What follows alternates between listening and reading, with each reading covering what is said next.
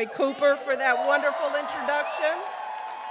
And I want to recognize a few more people as well. Congresswoman Alma Adams, who is here. Your candidate for Lieutenant Governor, Linda Coleman. And of course, I want to thank all of you for being here, taking the time out of your busy days. I love you too. It's good to be back in North Carolina, and it's a beautiful day with a beautiful room full of people. And I have been so nostalgic campaigning. Can you believe I'm campaigning again? But I'm happy to be out here because this is the last time. And I can't believe that it's almost election day. We're getting there, folks, right? And we're coming to the end of our time, my family's time in the White House. Yeah. As I've said, it's fine. It's fine because we got a good replacement in Hillary Clinton, so we'll be good. But as I've been traveling around campaigning, I've just been sharing how this time is I'm mixed about this time. It's a little bittersweet because we are experiencing a time of great transition. For me and Barack and Malia and Sasha and Bo and Sonny and Grandma, all of us. As we figure out what we're gonna do next, I gotta get my husband to work. I'm gonna need a job, but it'll be a job out of politics. My husband's gotta get a job. Somebody's gotta hire that man. They're making us move, so we're getting a new house. We have to pack up the old house, and as Barack says, we gotta make sure we get our security deposit back, so we're working on that. But as it is a great time of transition for our family, I know it's a great time of transition for the entire country as we decide who our next president is gonna be. And times like these can be difficult. We're feeling it, right? There's a lot of anxiety, a lot of uncertainty, and that's natural. We saw that in 2008 when Barack was first elected. I've reminded people that there were folks who had plenty of questions about what kind of president Barack would be. They wondered, would he understand us? Rightly, they wanted to know, would he protect us? But then, of course, there were those who had different questions. Questions that they continue to ask for the past 8 years, whether Barack was born in this country. As I've said, these questions are hurtful, deceitful, and they were designed to deliberately undermine his presidency. And I want to remind people, these are questions that cannot be blamed on others.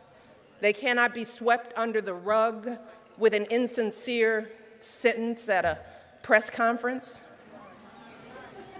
And I think that during his time in office, my husband has answered those questions with the example he set and the dignity he has shown by always going high when they go low. And he's answered those questions with the progress that we have all achieved together. Progress like passing health reform, creating millions of jobs, slashing the unemployment rate, lifting millions of people out of poverty, expanding LGBT rights so marriage equality is now the law of the land. I could go on and on and on.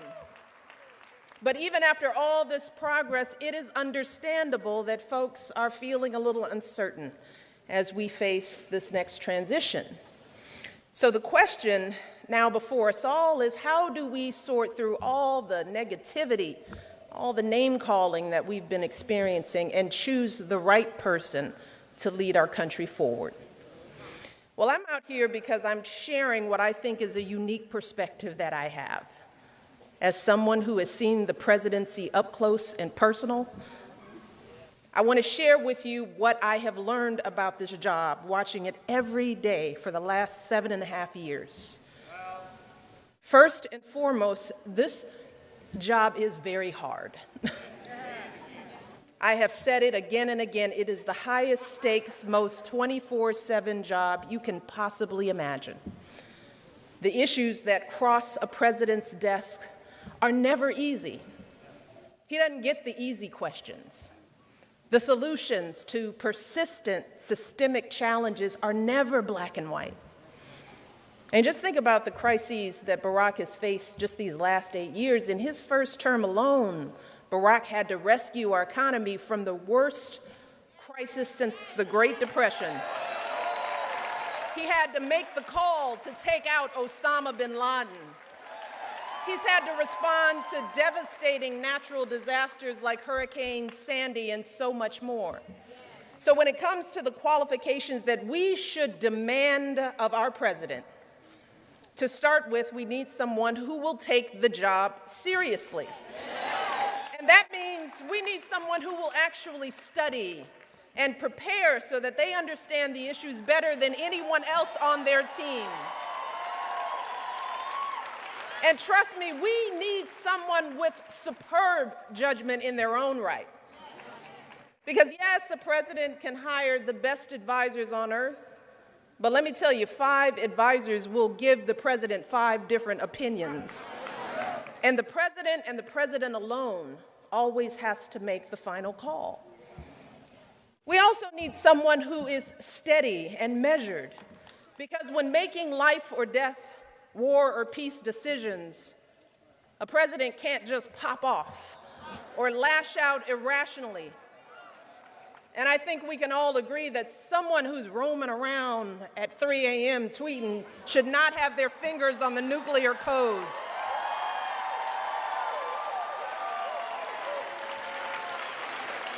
We need someone who's honest and plays by the rules. Because not paying taxes for years and years while the rest of us pay our fair share doesn't make you smarter than the rest of us. No, we need a president who will choose to do what's best for the country, even when it doesn't personally benefit them. And finally, we need a president who's compassionate, who truly cares about all our families, someone who will help us take on the hard issues our communities face, not just with slogans about law and order, but with real solutions to heal our divisions here in Charlotte and all across this country. So,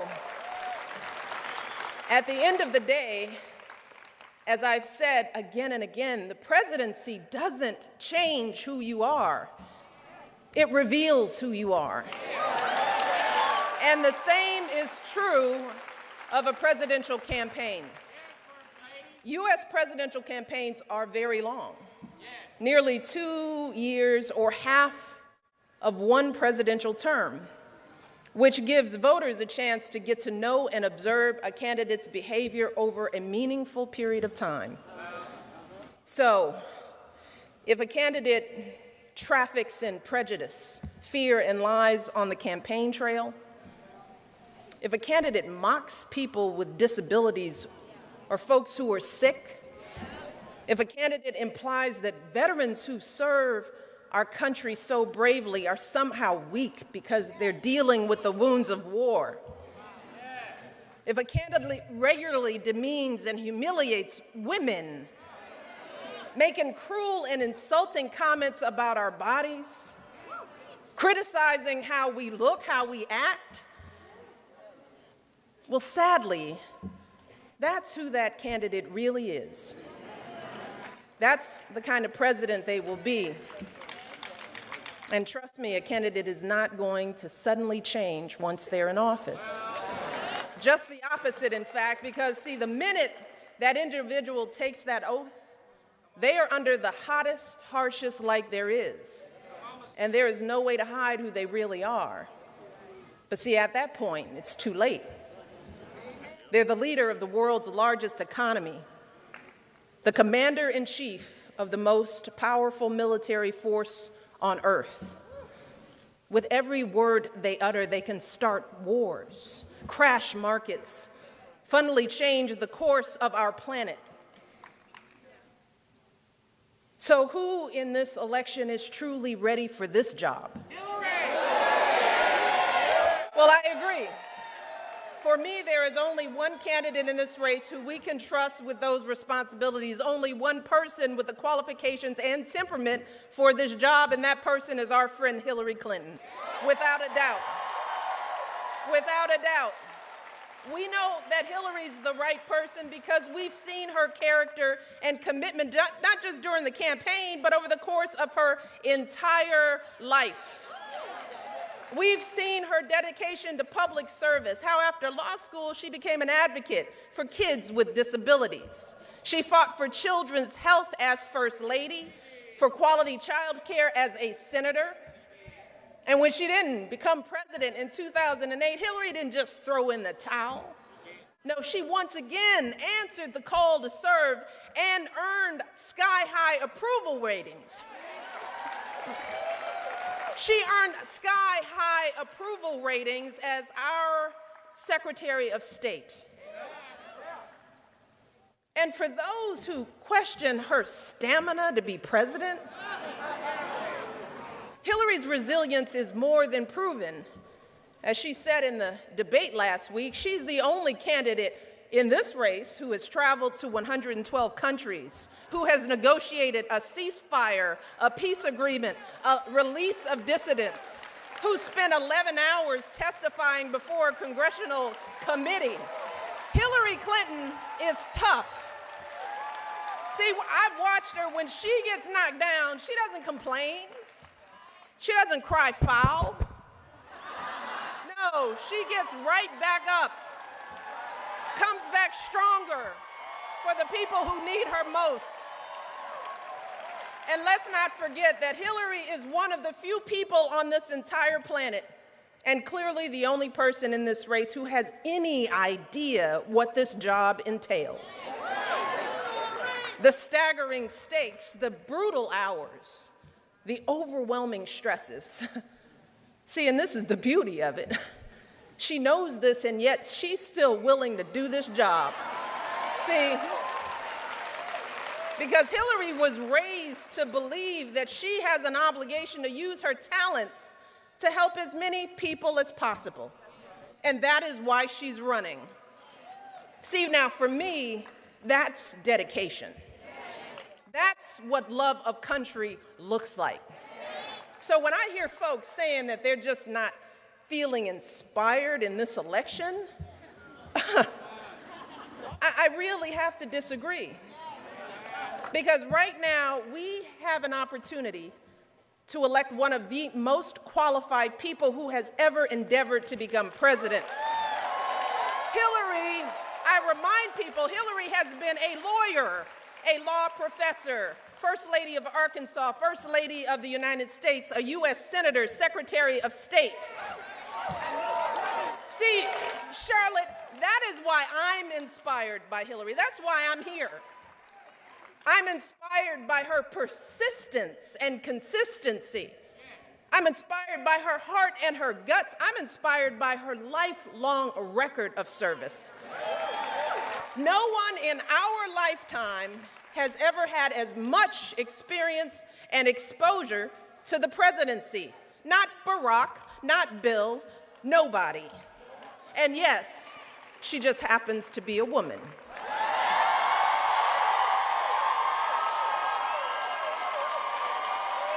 So as someone who has experienced this, trust me, experience matters. Preparation matters. Temperament matters. And Hillary Clinton has it all. She is the real deal. And I have come to know her very well over the years. And I know that she is more than ready, more than able to be an outstanding president for us all. So we cannot afford to squander this opportunity, particularly given the alternative. Because we know that being president isn't anything like reality TV. This is not an apprenticeship. It's about whether someone can handle the awesome responsibility of leading this country. So really take the time and think about this. As you prepare to make this decision, and this decision is yours, I urge you to ignore the chatter and the noise and ask yourselves which candidate really has the experience, the maturity, and the temperament to handle this awesomely hard job? Which candidates' words and actions speak to the values we all share, values like inclusion, opportunity, sacrifice for others? See, because your answers to these questions on Election Day will determine who sits in the Oval Office after Barack Obama. And I want to be very clear. Elections are not just about who votes, but who doesn't. So for any of you who might be thinking that your one vote doesn't really matter, or that one person really can't make a difference, I want you to consider this. And I share this with everyone I go, because it's the same in every election, not just the presidency.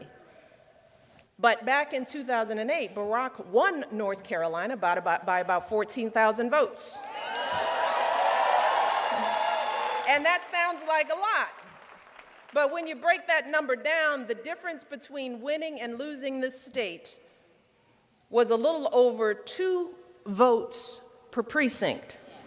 Do you hear that? If just 2 or 3 folks per precinct had gone the other way or stayed at home, Barack would have lost this state.